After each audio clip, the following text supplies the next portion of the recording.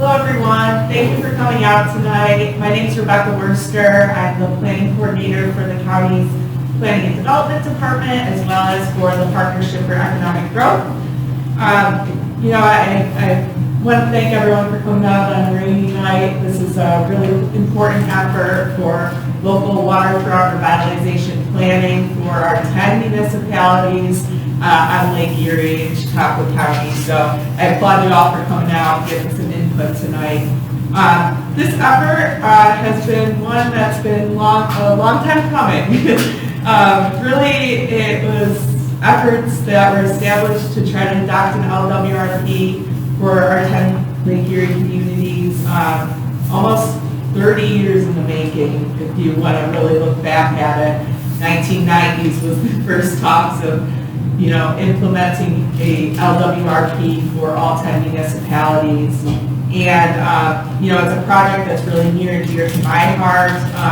About 8 years ago, I started working with the county and the team to really try to get the City of Dunkirk to be involved in that. And we really wanted to see that through, but unfortunately we had some setbacks. But today we're here to try to bring this to the finish line for all the municipalities. As requested by Department of State, we've broken up the plan into 8 individual plans instead of the original 1 document. And what that means is that each municipality, including the village and towns of Westfield, there'll be 1 combined document, as well as Silver Creek and Hanover, there'll be 1. So that's why we had the 8.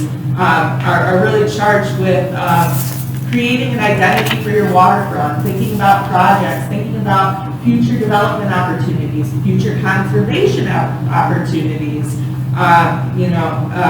making sure that you're planning for your future in your waterfront. Specifically, we think this is really beneficial for municipalities because it helps improve the community's chances to attract appropriate development or protect and conserve those areas. It helps you with local control. So once an approved LWRP is approved by the state and municipality, it's a controlling document that New York State and federal agencies must be consistent with. So there's a great benefit there. And then any projects within your plan have the opportunity to go after grant funding opportunities. So, we've already taken advantage of that with the past LWRP draft plan. If your plan is in substantial draft form, that allows you to go after funding for the projects. So we were able to fund the kayak launches in Hanover, Silver Creek, the City of Dunkirk, Barcelona Harbor, and I believe there was 1 more on Chautauqua Lake. But we took advantage of that. I know Ripley has taken advantage of the LWRP as well for their Ripley Beach project and a couple others. So there's some good benefits as well as funding opportunities for waterfront projects. And that I think that was the biggest takeaway that I always stress when talking to municipalities. I don't want to take away from Ingalls Planning. I have Matt Ingalls here today and Andy Martin. They're the consultants on the project. They worked with us in the past phase, and we were able to hire them for phase 3, the final phase, I'd like to call it, of this planning process. So I'll pass it over to them in a second. I just want to recognize the planning development team. I was just out on maternity leave for 4 months, so Courtney Dobbs, Lauren Sharp, and Emma Cook have done a really amazing job keeping this on track, getting input from the community, the past public workshop, and keeping our steering committee involved. And also want to applaud the steering committee for their input, specifically the waterfront boundaries and the projects that you'll see today. And then lastly, Mark Geis, Deputy County Executive for Economic Growth. I always forget the name. He couldn't be here tonight, but wants to show his support and thank everyone for coming out, as well as County Executive Wendell. So thank you, and without further ado, I'll pass it to Andy. So thanks, Rebecca. And thank you all again for coming out tonight. Really glad to see a lot of faces in this room. Some we recognize, some we don't. Thank you all for sticking with us, for those of you who have. I have a brief presentation that I'm going to get through here tonight. but hopefully as you see on the handout and as you see around the room, we have boards with projects for each community. We'd really like to spend the majority of the time getting the feedback from you all on those projects. We've given you some dot packs so you can kind of prioritize which ones are the most important to you from your perspective for your own respective communities. But I do want to get through a presentation as well, give you a little bit of background, a little bit more background, touch on some of the things that Rebecca did, but expand on those a little bit, and then explain a little bit more what we're going to do here at the open house with the projects that I just alluded to, and touch on a couple other things like our project website that we have as well. So for some of you, I think many of you I recognize, many of you I've talked to before, but for some of you, you might be asking yourself, well, what exactly is an LWRP? What is this program about? And very simply put, to kind of put it as lightly as can, it is a state-funded program through the Department of State. It is providing planning and future visioning for your waterfront area. So there's a lot of different sections that go into that, establishing a boundary, going through all the data inventory, looking at all that stuff, coming up with projects. But essentially, it's a locally prepared land and water use plan for your developed natural, public, and working waterfronts. That's the biggest thing. Yes, it is technically a program through the state, but it's also a planning document. So it sets the mark for your planning for your waterfront moving forward. I touched on a couple of these just a moment ago, but there are 7 sections within an LWRP. The first one being that waterfront boundary, data inventory and analysis is section 2. Waterfront policies, which are state policies that must be included as part of an LWRP and that must be made consistent through the program. Section 4, that's really going to be the kind of crux of what we're looking at here tonight, is those proposed projects. Each community, we have a number of projects that are on each of these separate boards throughout the room, starting with Hanover here, carried all the way to Ripley on this side, and that's what section 4 entails.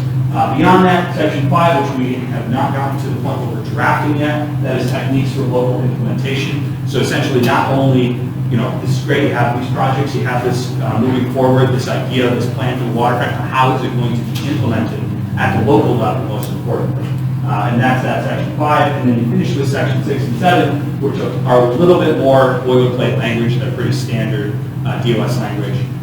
One of that is state and federal actions and agencies that review in section 6. And section 7 is actually what was the local commitment, the local consultation and engagement during the process, which includes meetings such as this tonight. So beyond what an LWRP is, I do want to give you some info on what our project background is. Rebecca did touch on some of it and kind of how this has been a long developing project. We're going to give you a little bit of info on that, as well as where we are at currently in the process, which I touched on a little bit here as well. So that might be small for some of you to read. It's a little smaller than for me up here, but essentially we're at that second phase, which we call the planning process. Where do we want to go? That first phase is all about collecting data, analyzing the data, figuring out where we are. That existing conditions we've done a lot of recently throughout the past few months, but also that was done in phase 1 and phase 2 in different forms and fashions too. Of course, that needs to be updated in 2024 now, but that was a lot of that first phase of where are we now. The second phase, where do we want to go? We're looking at projects, we're looking at directions for the waterfront, directions for things for each of our working waterfronts for the communities moving forward. So Rebecca did kind of mention that this has been a multi-phase process. That first phase, phase 1, started in 2015, and initially that was a joint document that was intended to be for all 10 communities, with one interconnected boundary that went throughout and planned projects not only for each community, but also regional projects for each community as well. Phase 2 is where we picked up. That took that document and was intended to take it fully to close. It got to a certain point where the game was switched a little bit on us, and it went from being one joint document to now DOS is requiring us to do separate documents, as Rebecca said, for each individual municipality, with the exception of villages, which can combine with counties. So that's how we ended now, where we're at 8 separate LWRPs for all of the 10 communities. That did kind of pull the process a little bit. You notice the gap in the timeline. It was a big change in how we were approaching and what we thought we could do with this project. So unfortunately, that did kind of put it on hold until the county thankfully picked it back up and said, you know, we're gonna finish this out right. We're gonna do it with 8 separate LWRPs. With the state dictating that we have to do it now. So we're gonna do it as a third phase. It's a third and final phase to carry this through, so you'll have your own individual LWRPs for each of your community, with the exception of the village, which will be combined with the towns for Hanover, Silver Creek, and Westfield. So before I get into talking about tonight and our meeting here for the open house, I wanted to answer any general questions that you all might have. And I do want to save as much time as possible for you to look at the projects, look at your boards, and provide us comments on those. But I did want to open it up if there are any general questions about the program, questions about our process, questions about our timeline, or anything along those lines. Yes? Are you a private engineer from a private company that's working with the state? We are a private consulting firm who is retained by the county. We are working with the Department of State as well. They are engaged constantly throughout the process. We've had regular calls with them, but we've been working most closely with the county. So what's the name of your firm? We're Ingles Planning and Design. Thank you. Yep. Any other more general questions? Yes? What happened to the original projects that were on the 2015? It's a terrific question. So, a combination. Some of them have been achieved, as Rebecca alluded to, and those were removed because they've been carried through to fruition. Many of them you'll see still on the list. So what we did earlier on in the process, I believe this was sometime over the summer, and the county actually took the lead on this, so I should give them most of the flowers here.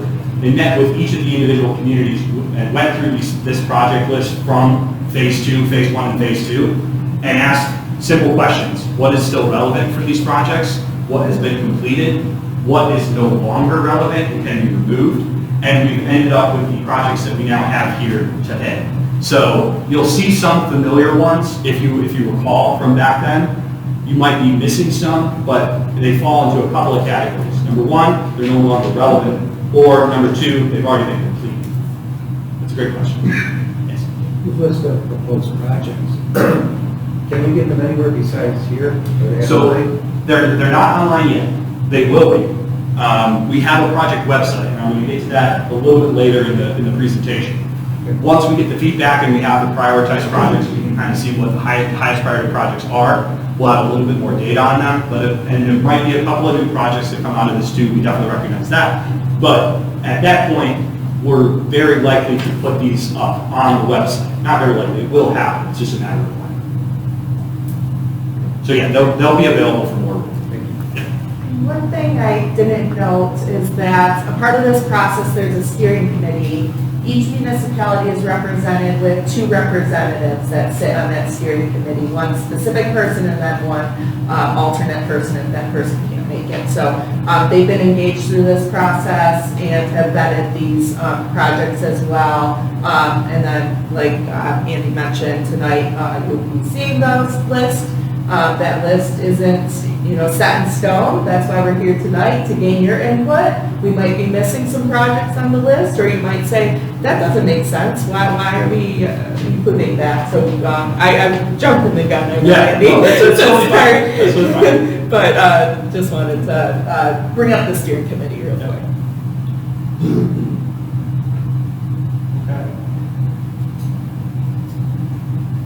So I do want to touch on a little bit on, and this is going to get to some of the questions about the website as well, what has been done so far from an engagement standpoint and what we're going to be doing here tonight. The county held a first public information meeting in October. Some of you might have been at that. That was a little bit more informational, a little bit more background. There were, the boundary maps were up there, and there was some presentation on the data and inventory that's been collected and analyzed so far. This is the second in-person public engagement meeting here tonight, but in addition to that, we do have that project website that I mentioned.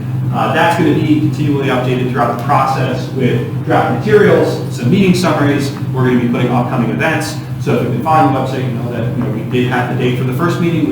Right afterwards, we switched it to the date for this meeting to prepare people enough so that they can put things on their calendars and so on and so forth. That third round 3 that we have there, that's intended to be once there are full drafts of LWRPs for review. And we'll be taking through all the draft materials, not just the projects, but the final projects, and there's likely to be more materials with those, not only descriptions, but potentially other graphic things, graphic elements in there as well, and also some information on Section 5 and how it's going to be implemented. All of that will be included as part of that third round of public engagement when that comes to fruition later in 2025.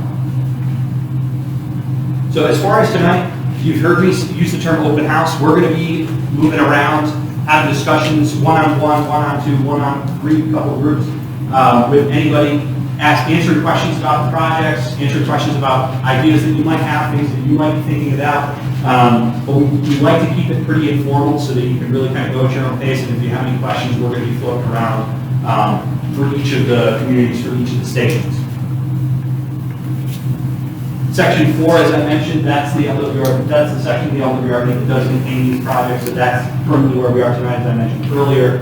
I did mention that, that second bullet, and then phase 3, having each project and board be unique to the individual communities. We've got touched on all of that. So the last thing I do want to touch on is what we're calling the dot packs here. So all of the projects are organized by your community. They're going to be numbered to, whatever, however many numbers are for your community. You'll notice there's some dots stapled to your handout that you have. You each have 3.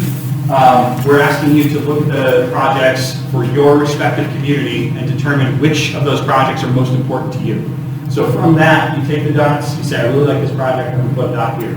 If you like one project better than all the others, feel free to put all 3 there, but we're really hoping that you look at 3, you identify 3 projects that you think, these are the most important. The last thing I do want to touch on before we get into the open house portion of this is you might be asking yourself, well, I'm from Hanover, I'm from Silver Creek, but I want to look at all the projects. I want to look at projects for all communities. We're going to ask you to restrict your dot placement to your community, but there are general comment areas for each of the communities. So if you have some comments and some projects that are not from your community, please feel free to write them on Post-its, which Matt is holding up at the back of the room. There's going to be Post-its and pencils on the table back there. Please feel free to place Post-its for any community that you have comments or feedback on. And I'm going to go back to this slide and leave it up so that you can see the instructions if needed. So as far as our next steps, one thing related to the projects that the county has put together is individual surveys about those projects, about how you feel, how you would rank them or rate them, if you will. Those surveys are now up on the project website, which I've included the URL on this slide. It's also included in both a QR code, which has been updated, and also the website, which is listed on the flyer that you have in front of you. Beyond that, our next steps are to complete and submit Section 2 and 3 and 4 for DOS review in that order. We're getting to the point where we're closing in on wrapping up Section 2, then we're going to move on to Section 3 and 4 and just keep posting them, getting them to DOS for their comments back.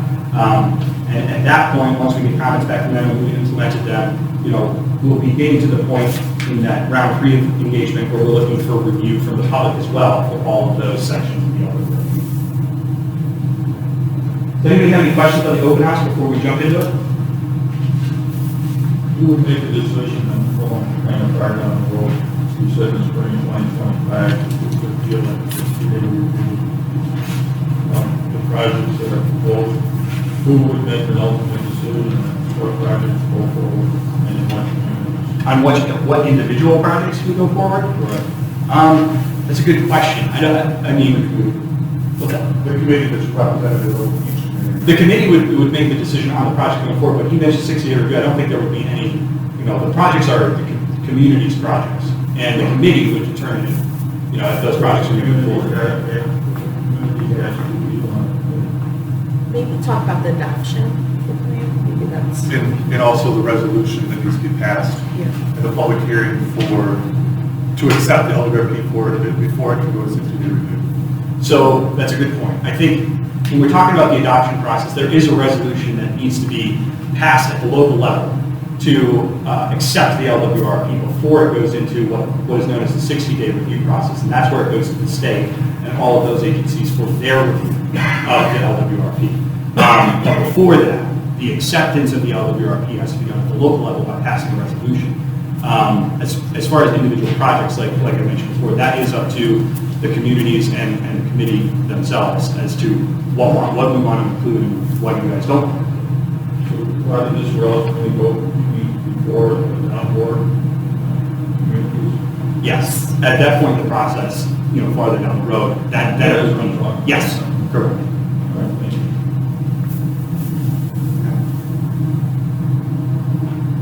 Anything else? All right, well, we're going to be milling about at each of these stations. Please feel free to ask questions, flag us down if you need anything. If anybody needs a handout with the red dots, I have here, if you can get one from the front.